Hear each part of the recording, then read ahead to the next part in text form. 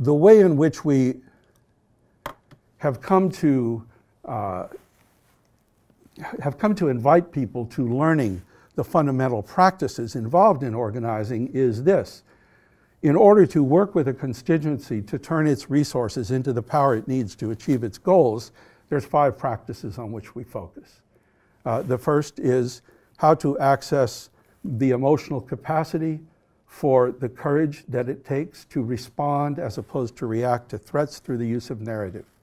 Second is building relationships, the relational foundation of organizing. Not exchanges, but relationships based on shared values and interests and so forth. Third is shared structure.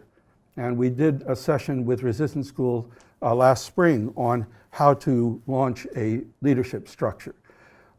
Fourth is shared strategy, how to turn what you have into what you need to get what you want. Also important. And finally is action, how to take strategy off the drawing boards and put it into action in reality with facts on the ground and actually changing the world.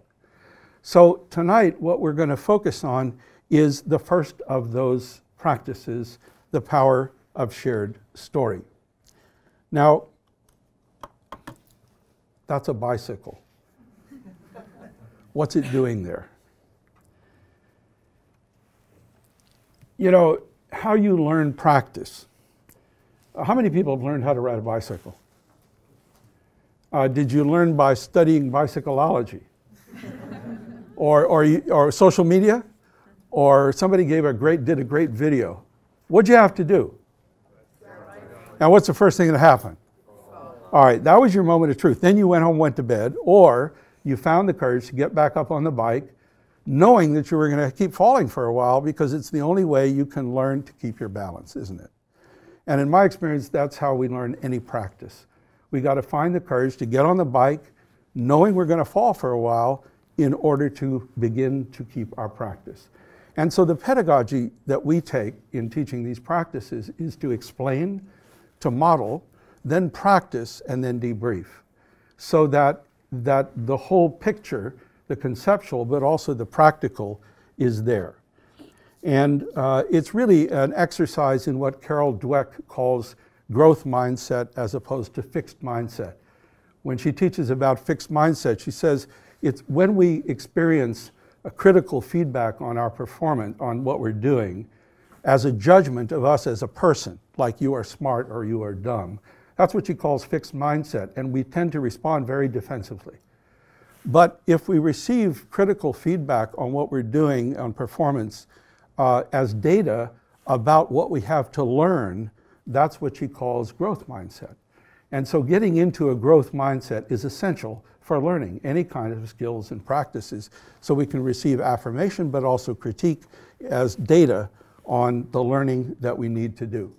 It's also in the Zen tradition, it's called Shoshin, approaching things with a beginner's mind, a fresh mind, free of assumptions, engaging and ready to learn. Now,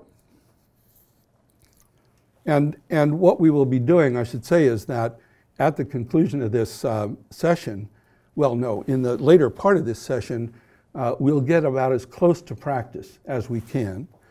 And for those who, well, and then afterwards, after we finish this video part, then we'll have some practice right here, right now, tonight.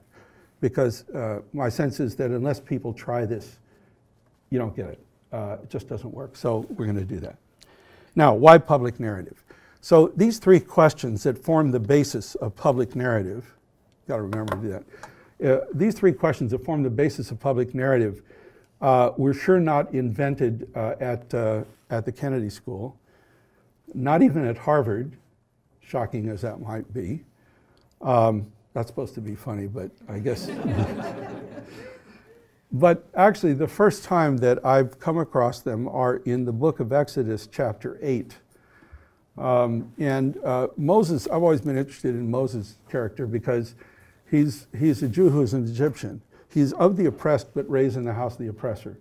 And when he realizes that complex identity, all the tensions in that, he has a hard time handling it. He kills somebody, his rage takes over. Then he goes off into the desert, which is where you go in the Bible to figure stuff out. And he finds a spouse, and he finds a father-in-law, and he finds a job, and he becomes a shepherd. And one day he's walking his sheep along the road, and he sees a glow off the side of the road. And he's a curious fellow, so he steps off the road to see what this is, and he sees it's a bush, and this bush is burning, and it's not consumed. And that's where he hears the voice, Moses, or Moses. It's unclear. There's some theological contention about exactly what the tone of the voice was.